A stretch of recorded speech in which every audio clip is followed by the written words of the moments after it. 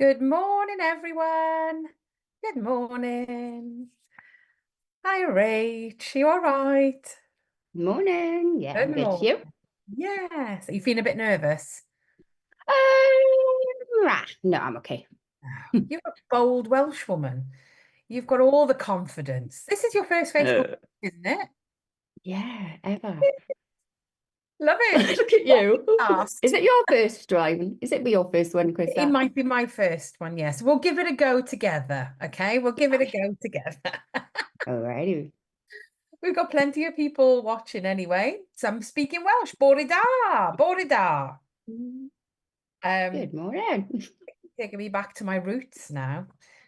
I can't wait for us to launch properly tomorrow in Wales. It's going to be I brilliant. know, I'm excited. It's wonderful. So good morning, everyone. We've got a few watching. It's always going to be a little bit quieter, I think, with Welsh law because we're fairly new to it. And I think it's such a difficult system to navigate that a lot of parents, I know I certainly would just avoid it because it's just too complicated. Why they needed to Yeah. change it. Well, they've changed it to make it more difficult, I think, for parents. But Oh, that wasn't the aim. The aim was to make it simpler and more easy to navigate, but I'm not sure that's it's been reached. I'm not sure that's how it is. they failed miserably. So I'll give some shout outs to everybody. So, oh, there's quite a few watching us. That's good. Morning, Sue. Bore da, Sue, I should say. Bore da. Morning, Neris. Morning. Oh, there's an Erin. I've got a daughter called Erin. Morning, Kat. Morning, Emma. Morning, Helen. There's plenty of people watching us. Morning, Mel.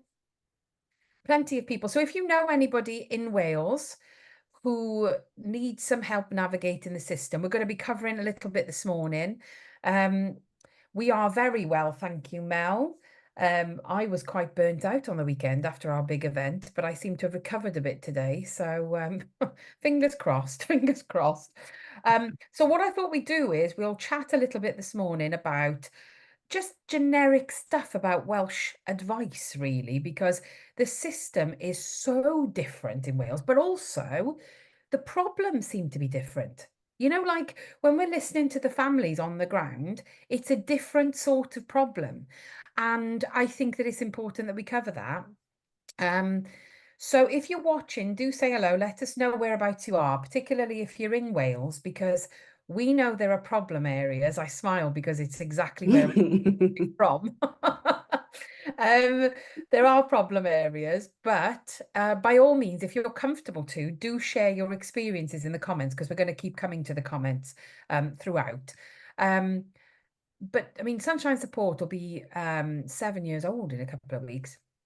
And I've always aimed to support the families in Wales. And we did do a big launch down there before COVID, and then COVID happened.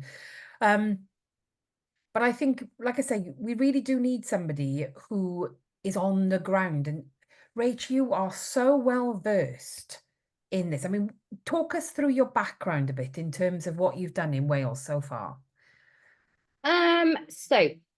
Started in advocacy back in 2012. Lots of safeguarding, worked for an organisation supporting people in hospitals and care homes, and then went over to a very well-known organisation in Caerphilly, and I was managing a project there that sort of, helped advocacy with child protection, care and support, which is the child in need meetings in England, and all education issues. So used to be previously the statements and all of those meetings, and then obviously supported people transitioning. Well, I think some people are still transitioning. We still got some statements out there, but yeah, primarily then it was a lot of education issues. So yeah, it's been really interesting and very rocky. I think there's a lot of frustration down here in Wales. Yes, absolutely, absolutely. And all my friends, I've got so many friends and family members who contact me and they're like, you will never guess what's happened now. And the thing is, we know that it's unlawful, but what's really, really frustrating, the same over in England as well, I guess. But in Wales, there seems to be this sort of real underhanded way of dealing with things. And in order for parents to then hold the councils responsible, they have to then fork out a load of money to do that. And it just seems bonkers. So they're doing it. A lot of this behavior that I'm seeing from the powers, so to speak, they're doing because they know the parents perhaps don't have the funds, or they won't go and get the funds, or it's a massive, massive job to get the funds to be able to fight them, to hold them accountable. And some of the things that are shared with me, honestly, my jaw hits the floor. And it was just recently, obviously, you've been with us now. Well, it feels like years, if I'm honest, in the best possible way. Is that a good thing? It's a good thing. It's a good Okay, thing. good. Okay, Um, good. but since you've come on board and we've been talking more about let's do more in Wales, let's do more in Wales, and then you've done some bits and bobs on the ground down there, and we were like, right, okay, well, let's do this cuppa and chat. So obviously we launch tomorrow. We've got our first cuppa and chat. It's sold out, as we knew it would be. I say sold out. It's a free event, but all the tickets have been taken. And listen, we just knew that we had to be there. We had to do something because it seems a little bit bonkers. I mean, the funding will always be a problem in Yeah, England, Wales, wherever, across the world. everywhere. But since they reformed the law a few years ago, I personally think, listening to the experiences, you might not agree with me, Rach, but I personally think it's got worse. Yeah, no, I do totally agree. It's the aim was to make things easier, and in theory, the IDP looks easy. I've seen some good IDPs and they're easier to understand, but I think the professionals, so schools, so there's a lot of responsibility on schools here in Wales, as opposed to England, where it's all on the local authority. I think there's too much on schools, and it really is breaking relationships with parents and schools. It's just too difficult. And there's a lot of confusion, I guess. Yeah. The wording in the Act is not brilliantly clear. So professionals are confused. That said, there's a lot of the law is very clear on quite a lot of things if you unpick it a little bit. But again, it's that, like I always call it SEND or ALN parent tax, where a parent of a child who doesn't have additional needs doesn't have to go down the route of learning law, but all of a sudden, in order to get what a child needs for equity, this is equality, all of a sudden we've got to enforce law. And it just seems bonkers, doesn't it? I mean, this is everywhere. The fact that parents have to learn their rights and their child's rights in order to get what Yeah. a child just gets given. It's a battle. It's such a fight, and it's parenting a child with ALN or SEN is tough. Yeah. It's a tough world, and then when you're fighting schools and authorities, so that's what it feels like. I'm not sure that that the intention is for schools and local authorities to fight, but yeah, funding and lack of knowledge doesn't help. Absolutely. And the thing is, teachers, right? Let's take this, right? Teachers went into the profession to teach, to encourage learning, to deliver education, to inspire, to motivate, right? That's why they go into it. It's a vocational role, right? They love doing this stuff. That's what they signed up for. What they didn't sign up for was becoming a solicitor or a gatekeeper or somebody who constantly has to say no when they know that they could say yes. And a lot of teachers are coming back to us and saying, I want to do more, but I'm not allowed to do more. And I'm being told this, but what I want to do is this. And it's going against the grain, which is why so many teachers are leaving the profession. But in Wales, it's even worse because let's go through. In fact, I want to talk about this a little bit more. Let's go through this from the start so that people can understand a little bit about the process. Because I'm just going to assume for a second that the people watching are new to this. So bear with us if you're not new to this, okay? And you can absolutely ask questions. But, a parent, for instance, okay, spots that their child might need some help. Things don't look as they would have expected, or their child is presenting differently and they think, oh, I think my child needs a little bit of help. So what do? They go to school. Normally they would go to a teacher and say, Yeah. do you think, or perhaps the teacher says to them, do you think? And that first conversation happens. And then what's the process from there in Wales then? Well, they're going to hold a meeting, a PCP meeting, and which is a person-centered plan meeting, and they will decide, they will go through everything. And this is where the difficulty is. So a teacher's a teacher, and you've got some fantastic teachers, but I think they're not ed psychologists, they're not speech and language, they're not OT. So recognizing needs that they're possibly not trained for is hard to put then into the IDP. So they will decide then if they've got additional learning needs and whether an IDP will be drawn up. If they feel it's too complex or they're not sure, they can refer it to the local authority.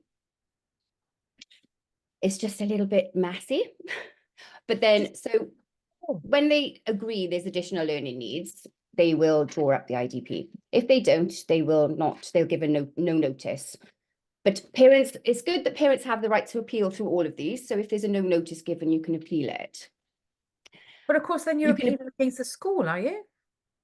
No, you'll appeal against the local authority. You'll take it to the local authority. So you always appeal the local authority. But it does leave. So the difficulty I see with a lot of parents is masking. So children, they present very differently at home and in school. Yeah. So if school are not seeing anything, they're automatically going to say, and they do, well, there's no additional learning needs because we don't see anything. So let's take it back a minute, right? So a parent, say for instance, this was the route. A parent says, I think my child's having struggles in school. And they take it to this meeting and the school say, nope, can't see a thing. Can the parents appeal that? They can take it to the local authority then and ask them to review it. So they will go to the local authority. So that's what makes me a little bit uncomfortable, because you're trying to create these lovely relationships with school. And now it's like you're telling mum on them, aren't you? Do you know what I mean? Like, oh, yeah, absolutely. It's the relationships with schools and parents are quite broken, I think, here in Wales. That's what I see a lot. Yeah, it's really hard. The thing is, you know, quite often, whilst we're waiting for these plans to be put into place and the assessments to be done, there's still plenty that schools can be doing. But of course, naturally, if you've got a parent like me who goes into school and says, I think my child's having difficulties, and they say, no, they're not. And I say, yes, they are. And they say, no, they're not. And that fracture starts to happen there. But then you go, well, I'm going to tell mum on you, then I'm going to go to the council. So you go to the council, you get them to assess. Now, if they then say, yes, there's a bit more fracture, because you're like, see, I told you, and you're rubbish. Because of course you would do that as a parent, because it would get the better of you, wouldn't it? I know it would do me. But then you've got the other side. Then, you know, if the council says, no, we agree with school, then you feel really gaslit. So you've got, like, you're being bullied. You've got two big formal entities having a go. So I could totally see how this can upset so many families. Or then to put another spanner in it, the council could say, yes, we agree. There's enough evidence here. We can see that you've got additional learning needs, or the child's got additional learning needs. And then they order the school to do the IDP. So they put it all back on the school then and say, well, you maintain this, and you, sometimes they take it over if it's really complex, but if it's sort of a lower need, they will order the school to, yes, we agree, they have it. So then the parents back in with the school, and there's a lot of resentment and frustration there because school don't see it. And yeah, it's quite broken. So from the funding point of view then, so I know that with the ALN reform, when I last looked at this and I went to one of our webinars, it was that the Elencos, which of course Senco's in Wales, Elencos in Senco's in England, Elencos in Wales, they would, now they don't teach, is that right? They're just purely doing their job. That varies. So is that what's meant to happen? They're meant to have, well, they've got to have an ALN, but very often the ALNs will not just be an ALN, they'll be a deputy head. You know, some schools do, some schools just purposely, but they've got, by law, they've got to have an ALN now under the Act, but they very often do other stuff. So there's just not the funding or the availability of staff. So they end up dual rolling. So then it brings me on to my next question then with funding, because if the council are saying to the school, no, you've got to do it, do they get any money to do it, or is it just supposed to be taken out of their regular funds? Out of their regular ones. Some will give sort of a bit extra, but we know what it's like with funding. There's just not enough of it. And it's being cut, and it's being cut, and it's being cut. So say, for instance, then we've got a child with an IDP. In fact, let's go back to the statutory assessment process. You've got a child, right? The council say, yes, the child's got ALM. Order the school to do it. When they order the school to do it, are they ordering the school to do the assessments, like the OTEP and all that? Well, they're ordering them to prepare the IDP, yeah. So at times there is a huge concern that that school needs to be an educational psychologist and OT. Sometimes they'll bring them in, but parents here I find are having to resort to private assessments over anything else because that's the quickest and easiest way. So very often, because of funding, they'll push back and they'll say, no, we don't need an ed psychologist, or they'll just take some advice. Some local authorities, they have an educational psychologist hotline where parents can call and they can just give advice over the phone. They very often don't see the child. When it's really complex or the school are at a bit of a loss, then they may call them in for a bit of support, but it's not statutory like in England. And for me, dealing with IDPs, the ed psychologist is so integral to this whole process. They carry so much training, so much knowledge. They can really help, not just teachers, but parents. Anybody, any caregiver, they can help the educational psychologist. So, and very often what I'm hearing is they're often refused. They just say, no, we don't need this. Like, we can put this in and this in. And of course, the needs don't reflect, they're not reflective of the child's needs in that IDP then, because it's not done by a trained professional. I mean, a teacher's a professional, of course, but not in educational psychology. It's different. It is different. I mean, you've got there's a lot of criteria to be an EP as well, an ed psych, because we know it's become very, very difficult to become one. So, you know, it isn't a regular job. It is a very, very specialist job. So, say for instance, I'm playing devil's advocate here for those who are watching, really. But say for instance, now the council says to the school, no, you've got to do it. So the school have this responsibility of identifying need. Okay. If they go, yeah, we're not going to do that. What comeback is there? Like, can the council then do something? I mean, what would happen? Because the IDP is a legal document, isn't it? So they've got to do what's in there. And if you're not happy, it is like going to tell mum, you go back to the local authority. Yeah. So it's it does cause really fractious relationships between parents and schools. That's not helpful. Do you know what's quite interesting as well? I'm not going to name the local authority, and I'm certainly not going to name the person who told me, but I have it on good word that one particular family that has contacted me said that they were happy to pay for the private reports. They were going to pay for the private assessments because they're getting absolutely nowhere through the official system. And then when they approached everybody within about a 50-mile radius, they had all been told, all these professional experts that were private had been told that under no circumstances were they allowed to do private assessments under that local authority area. So that basically they would get their funded stuff. Because we know that private expert witnesses or private educational psychologists, for instance, can do work on behalf of anyone. They tend to do it on behalf of parents, but quite often when there aren't enough available in the local authority, then they do outsource to these people, don't they? So these people are being told under no circumstance, if a parent contacts you from our local authority area, you are not to undertake any private work. That's just so corrupt. That's nuts. This is really stifling a child's right to what they need. And it shouldn't be a postcode lottery. It should not be a postcode lottery. I am hearing such awful things, you know, on the ground. So the whole process is really, really tricky. And I must say to everybody, we do have a webinar, full 2-hour webinar coming up on this. So do message us or comment if you want the link to that. And of course, yeah, you see there's quite a lot of corruption stuff coming through because they're not following the instructions. Like somebody's just said, are they following the instructions? I don't know whether you're talking about what we're talking about now, but I don't feel like there's a proper route. And the fact that in Wales, right, in England, it's tricky enough, right? But, you know, I've experienced it several times with my own kids and for thousands of others within our client base here at Sunshine. However, there is a line. There's a line that you follow. You know, you identify there's a problem. You request a statutory assessment through an EHC needs assessment route. You get yes or no, and you appeal if you don't like the answer. Then you go to the next stage and you get a yes or a no, and you appeal if it's a no. And you know, there's a linear sort of timeline. But the fact that we have to create, and we've got this on our website for anybody who needs it, the fact that we have to create a flow chart for Wales, where it's like, if it's yes, you go that way. If it's no, you go that way. If it's yes from there, you go that way. Yeah, It's absolutely.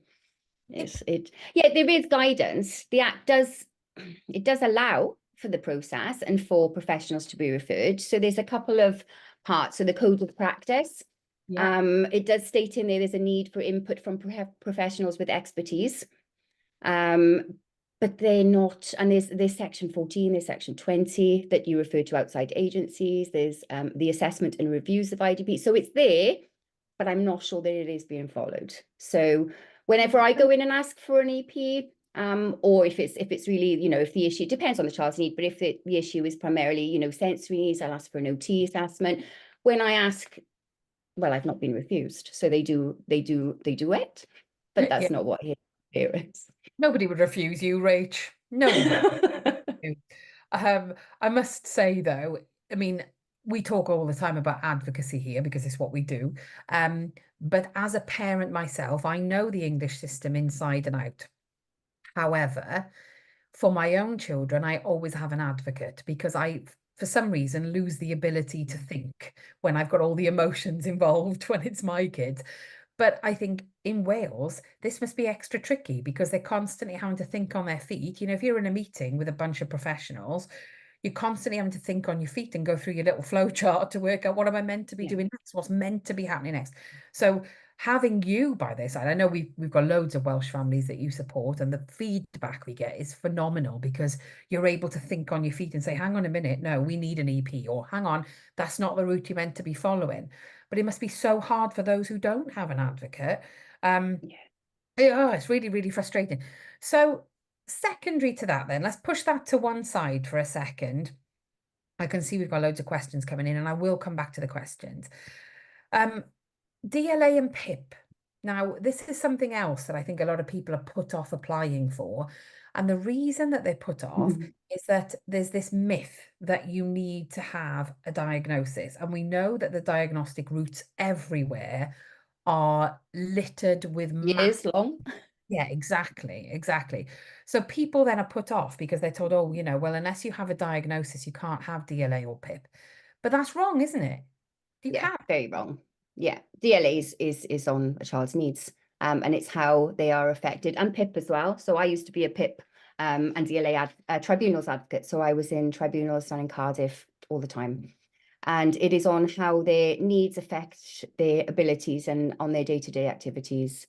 So I've supported lots of parents who've got PIP and DLA with no diagnosis, and it just takes so long. So even if you get a diagnosis, it wouldn't automatically. So I think a lot of parents also think that, oh, now I've got the diagnosis, I can go for the higher rate or the middle rate. But it is literally on how the needs affect their day-to-day functioning.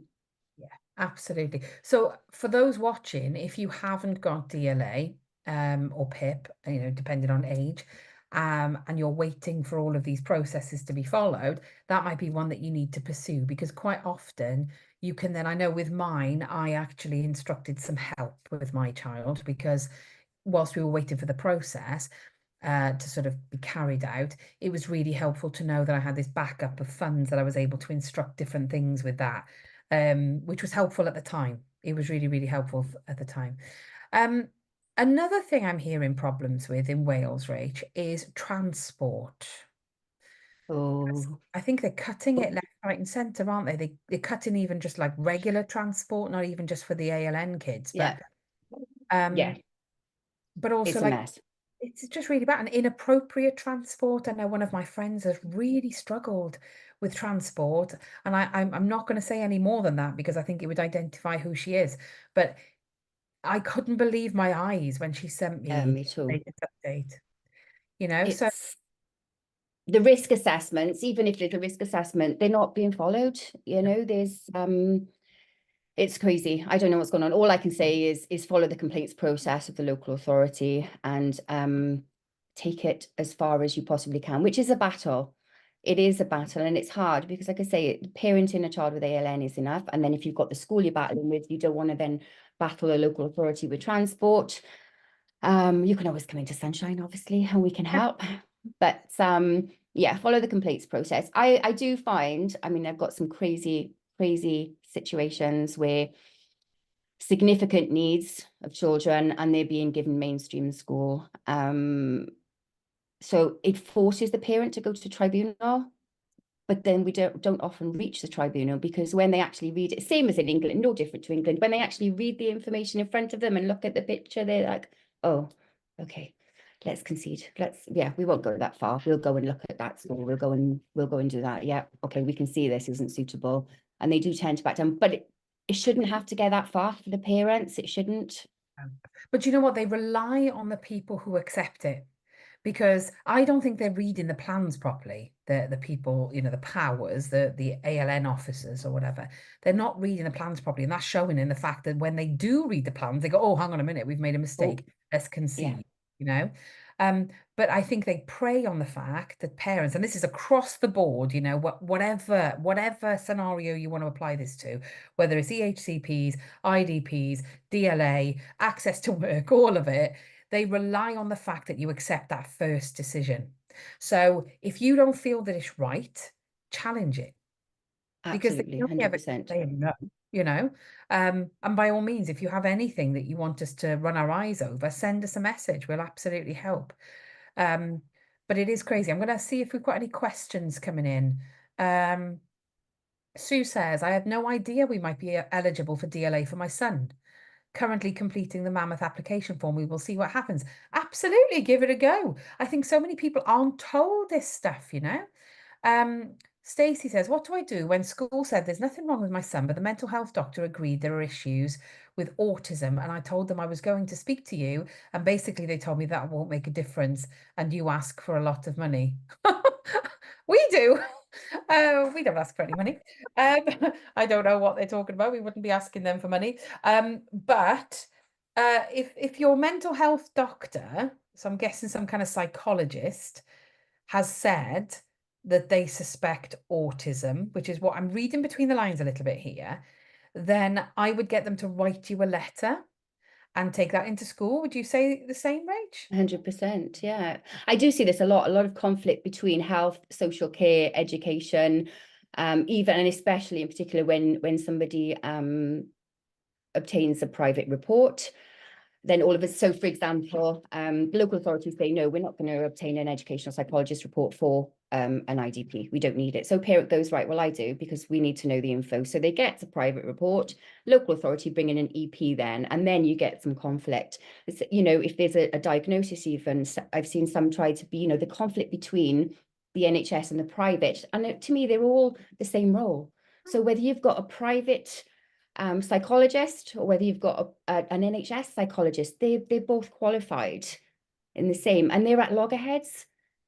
And it just is so frustrating, you know, and then they don't agree, so professionals disagree, and then the parents in the middle of the professional disagreement. I've seen health and social care just arguing in a meeting, well, we think that and we think that, and it's just like, guys, can we just get on with the meeting, please? The child's at this.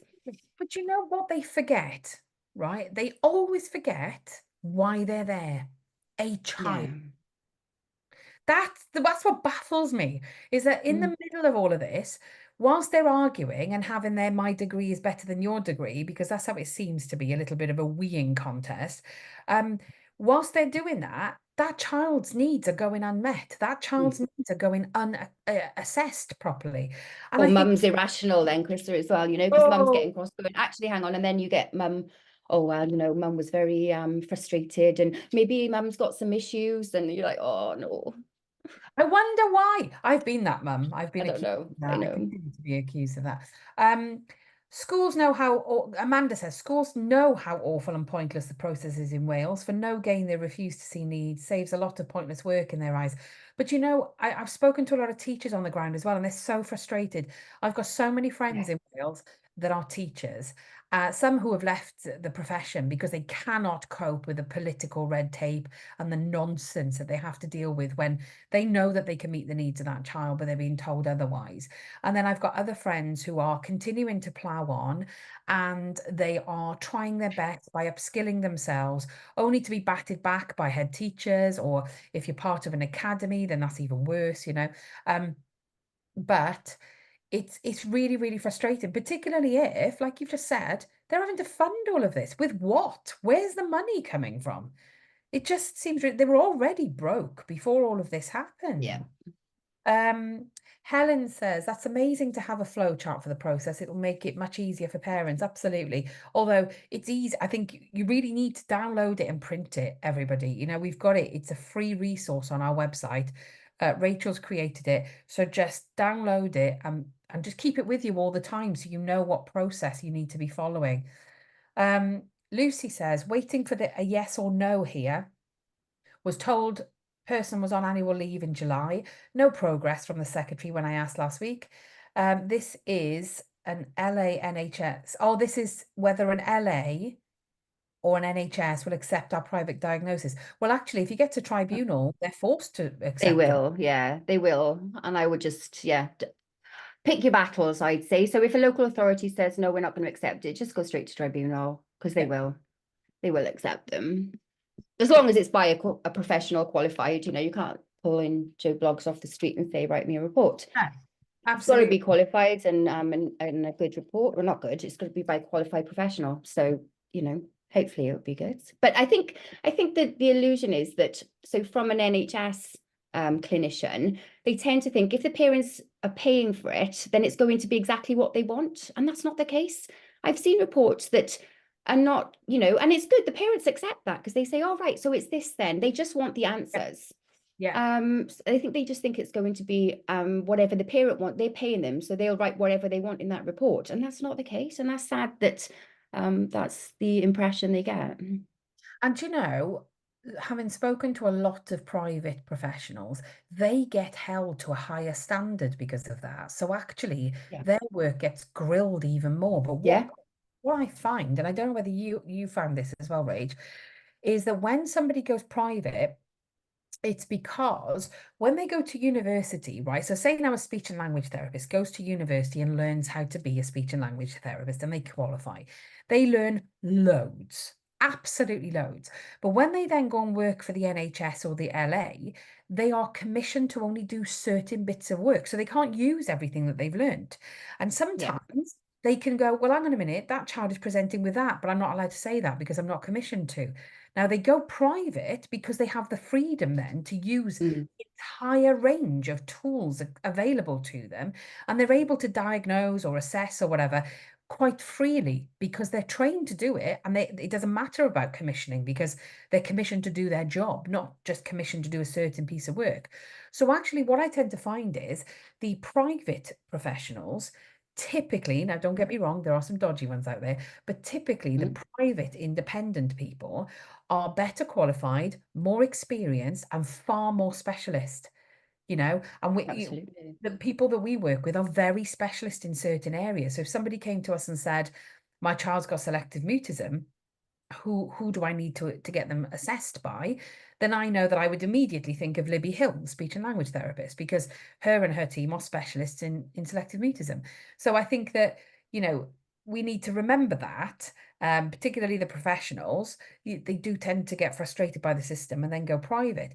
However, Yeah. there are bad ones. So if you're looking to book someone and you want somebody who's been vetted, we've got a list of people. So just get in touch and we can put you in touch with them. Lisa says, I had booked a private EP speech and language to go in and observe my child as school weren't seeing anything, even when she was coming home covered in blood from biting her fingers till they bled, with anxiety, and the school wouldn't allow them into school. Yeah, I've heard that. That's becoming quite I can't say common, but it's not the first time I've heard it, and it's I bite my fingers in frustration too. It is Oh, wrong. It's not okay. you need to just when Why? I yeah, would be looking at why. What are they? Why would they not? validate. That's what I would ask. I'd go in and say, why are you not allowing them in? For what purpose? We're there to meet the needs of this child. We're there to look at how best to support this child. Why are you not wanting to do that? It baffles me because they're forgetting again who's in the middle Mm. of all of this. And I think, you know, when we ask ourselves questions at Sunshine, if a dilemma comes up in our work and we think, right, this is a real tricky one, and we get a couple of eyes on it and we go, right, okay, what's our decision based on? The decision is always based on the child that's at the center of Yeah, whatever's going on. yeah, So even if it's something we don't like and it's something the parents don't like or it's something the professionals don't like, it doesn't matter because we can honestly say we made that decision on the basis of that child and their needs. And yeah, that these teachers and these schools or whatever, or whoever's blocking these people, can't put their hand on their heart. I don't know how they sleep at night, but they can't put their hand on their heart and say the child's needs were at the focus of what we were doing there. I mean, don't get me wrong, assessments can still go ahead even if they're not in school. Okay, so they don't have to be in school, but it does make it a little bit easier if we can see them yeah, in that environment to see what it is that's triggering them. Um, absolutely. Tamara says, morning, Tamara. Here now, only families can only apply to get an EP twice a year. That's another Many one. meetings that they say there's only EPs in my local authority, they would have only a certain amount of children they could see in. They were all allocated schools, so there's a team of EPs. They're allocated schools each, and they can only see 3 children a term. So if you go into a meeting and request that, you're told, well, we've already allocated them for this term, so you have to put them on for next term. So it's just delaying and delaying, and it leaves the school open to interpreting needs, and yeah, it can be really difficult, again ruining relationships. Really, really bad, yeah. And I was speaking to Lindsay. So Lindsay's one of our educators here at Sunshine. She's a really, really experienced head teacher with over 20 years experience. So she really knows her stuff. And she was saying that sometimes, you've got child A is on the waiting list for an EP, and the EP comes in, and the child's been on the waiting list for ages, and the EP comes in, and everybody's quite excited. However, they have child B who's just been presenting or just joined the school, whose needs seem to be far more of a priority at the moment because of Mm. whatever, but it seems more extreme. And so they can't get the EP to say, oh, can you look at both of them whilst you're here? And she said that's one of the most frustrating things. They can't even sit down Yeah, and brain quite often because they're so pressed for time. And it's one of the reasons Lindsay is doing her Senko network here at Sunshine, because now the Senkos can come in and ask us the questions because we've got quite a lot of experience and expertise between us. So it really helps to pick the brains, but it's really, really frustrating for the teacher. There's no winner yeah. here. There's no winner. Um, Sue says our local authority wouldn't allow ed psych reports as they said the private ed psych wouldn't know the system. What? They're not there to assess the system. They're there to assess a child. Doesn't seem Especially right. usually you'll find in most cases, like Paul Kelly, who's, Yeah. our golden EP, he has been a local authority ed psych. Of course they know the system.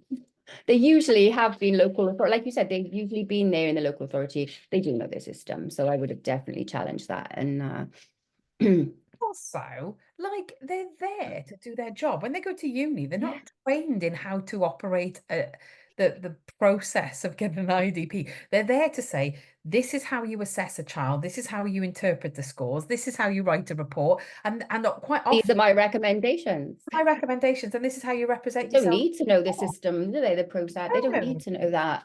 no, it's No. ridiculous. Claire says, yes, Chrissy, you're right. Could not get an EP at all for our son. Must have contacted at least 8 to 10. They wouldn't see him. This is what I'm saying. These private experts are being blocked. This is Mm. not right.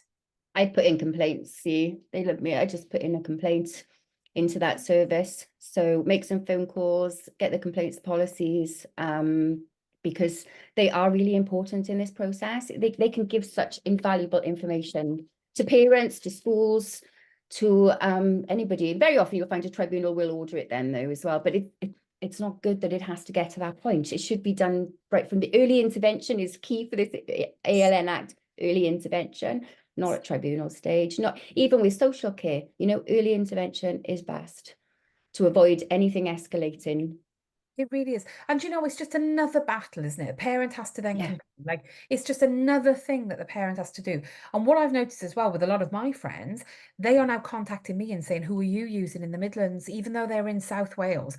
who am I using in the Midlands because they're willing to travel because they won't hopefully be blocked from their local authority?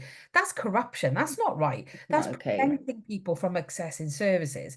They don't control which shops you buy from. So why should they control what experts you instruct?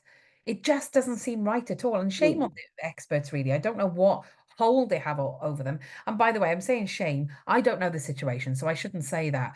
But if somebody is watching and you are an independent expert and you have been told by a local authority that you're not allowed to undertake any private work, can you get in touch? It'll be completely mm, confidential. I'd love to hear what they're saying to you to make you keep to that. Like, what threats are they making? Because this isn't right. This is no. abusing the system. Um, Helen says, I'm totally done with the whole system. You're absolutely, I mean, I could see why. You know what I mean? Like, it's just so frustrating. It's so frustrating. It's hard everywhere, but it just seems to have that extra layer of complication in Wales. She also says, my son has not been to school for over a year, been to panel 3 times and rejected. Now they're trying to get him back into mainstream, but they couldn't meet his needs. As a parent, I think you just have to accept. No, you don't, by the way. You don't have to No. accept it. Get in touch with us. Rachel will help you because you don't have to accept that. It's appalling how much we have to fight. Sorry, this has turned into a bit of doom and gloom. The good thing is that we are here. So Yeah. Rachel's very good at navigating the system and doesn't accept no for an answer. So if you do need any help, use Rachel because she's fabulous. And if you're in South Wales, every other Wednesday from tomorrow, we are going to be there in person at Cynnon Link in Aberdare, which is actually where I grew up. I'm so emotional about this, Rach. Like I'm going to be a blubbering Oh, you're mess. not going to cry, are you, Lucreza? I Please. Did you bring literally, the balloons? Have we got balloons? you I what, just want balloons? balloons. Yeah, we need balloons. Balloons. Balloons. You know, I actually grew up on the street next to Cynnon Link. And I played on my bike in that area. All my friends were, it's Oh, an area called exciting. Dre, and I'm very excited to be back. I'm really, really excited about I'm it. excited to be out in the community as well. So normally I'm just glad to get out of the office. Yes, yeah, it's nice to be off It's our chair. so. And last Um, time I went over to RCT, it was a lovely welcome, because oh, there isn't really much support over there. So it was really, I was really welcome. They were really lovely people, and I can't wait to go back and meet them and see them again. the best Meet new people. best people because like I'm from there. Um but yeah, we're going to be there every other Wednesday 12 till 2. We're also in talks as well about other areas. So if there's an area in South Wales in particular, because it's easier for Rachel to get to because that's where you're based and it's familiar to me, so it's a bit easier. We'll start there and we'll move around. But if there's somewhere in South Wales and you're thinking actually we've got the space, it would be great to have you. We're more than happy to come and hold a clinic, an advice clinic and a cuppa and chat. So do let us know. Um, Erin says she'll be there tomorrow. Looking forward to seeing Oh, you, Erin. I'm wondering if I'm going to I know I've got a few friends coming, but I'm wondering if I'm going to recognize anyone. Um, Beck says I'm running on empty. I feel like I'm failing my son because I'm putting all my effort into my daughter. I'm a one-man band and I can't do it anymore. Bex, get in touch. Send us a message. Let's get some help for you because Emma, who works in our office, well, she doesn't just work in our office. She's incredible. She's our frontline support. She is the person that you fall into the arms of, and she scoops you up and gives you a big cutch, as we say in Wales. Um, Emma will be able to help you, Beck. So just ping us a DM, just send us a private message, and we'll help you. You don't have to do it on your own. We're here to support you. Let me just see. There's some people asking for lots of links, which I know the team are working on. Erin says Bridgend. We can do Bridgend. That's not too far from you, is it? it's doable. Yeah, it's doable. So if you know anyone who's got a nice, think of Cynnon Link. That's the kind of place we like because Cynnon Link is a hub of community activity. And we love that because we've got one in Derby and they just really aligned with us. So if you know of a privately owned sort of community hub, that would be perfect. Helen says, can you advocate in meetings? Yes, we do. That's what we do all day long. That's what Rachel is always in the middle of, aren't you, Rach? All day I long. am, and I Uh, love it. you do love it, and they love you. Fighty but polite. Well, I don't know. Not everyone loves me, Krista. Parents do. The parents do. The parents do. I know. In fact, there's quite a few areas coming up now. Vale of Glamorgan. Yeah. Oh, I thought Vale of Glamorgan might pop up. This. Oh, that's fine. We can do Yeah, that's a fun LA. we can have like a little we could probably do it so that every couple of weeks we're in a different location and we start to make a bit of a routine of it. That would be quite nice, wouldn't it? Yeah, great. Oh yeah, there's two. I can't even pronounce that. How do you pronounce that? I've never heard of that area. Torvain? Torvain. Torvine. That's right over next from me. So it's yeah, Pontypool, Cwmbran, all up that way. It's Oh, just a yeah. little bit over. I know that area. I'm sure we used to go running in Cwmbran. Isn't that where all the athletes go to Cwmbran? I don't know. I don't run, Krista. I'm old. I've left Wales 30 years ago, so I'm a bit old now. I do love going back though. So yeah, so don't suffer in silence, okay? This is what we're here to justify or validate is that if you're finding it complicated, it is. It's not you. No. Because even we find it complicated and navigating those muddy waters is hard work. So don't suffer in silence. Just DM us, just send us a message and we'll absolutely help you. We've got our in-person stuff happening. Details are shared in the comments. We've also got online cuppa and chat that happens every other Wednesday. So wherever you're based in the world, you can join us. So we'll send you the details on the chat for that as well. We've got our upcoming webinar on on Welsh law and the IDP process. So you really understand the pieces of law and you'll get sent all the slides and everything. But also we've got loads and loads of resources on our Sunshine Academy. So if you don't want to wait and you just want to watch it now and get a really good understanding of what your rights are, what the processes are, how you can get, help yourself, help your child, do sign up to the Sunshine Academy. It's incredible. It's $10.99 a month, a bit like Netflix. You pay monthly, you can cancel at any time, but you get access to hundreds and hundreds and hundreds of webinars, courses, quizzes, podcasts, audio blogs, you name it, it's on there. And there's also little lessons for children as well. So if you've got your kids out of school, these are quite nice little courses. So do have a look at that. A big reminder as well to everybody watching, it is School Avoidance Awareness Week next week. So if you've got a child who's struggling to attend school, I highly recommend you watch our webinars next week because we're going to be talking about a wide range of things to do with why, how we get them back into school. But first, what do we need to do? And what actually works for reintegration? We're going to look at speech and language therapy. We're going to be looking at tomatis therapy. We're going to be speaking to consultants and also a very, very experienced head teacher who runs a school for school avoiders. So if he doesn't know, nobody will. Titan. Yeah, he's incredible as well. He's really, really great. So any questions, do ping them over to us in a DM because we're going to be signing off now. But Rachel, it's been absolutely amazing to have this little ranty Facebook Live this morning. I've really I love a ranty Facebook. Don't forget, we can do some inquiry calls as well. If they wanted a free half-hour inquiry call, couldn't I? I could give them a call if they really need some, absolutely. and it's always worth, I know I think there's quite a long wait, isn't there, if you do it through the booking system, but always, email inquiries, isn't it? Because I can always try and squeeze something in if they've got meetings coming up and they needed some advice beforehand. Absolutely. Absolutely. We're here to help. However you need help, we've got it. So for those of you diolch, I love that. Oh, you see, I am looking forward to coming home. But we were looking forward to seeing most of you, well, lots of you tomorrow. We're fully booked, so there's no tickets left for tomorrow, which is good. And if you can't get in for tomorrow, guys, then remember there is another one in 2 weeks' time. So make sure you book onto that as well. So Rach, thank you so much. It's been a delight. Thank you. I've It's learned been a loads. pleasure. Good. See you shortly. All right. Talk to you soon. Take care. Bye.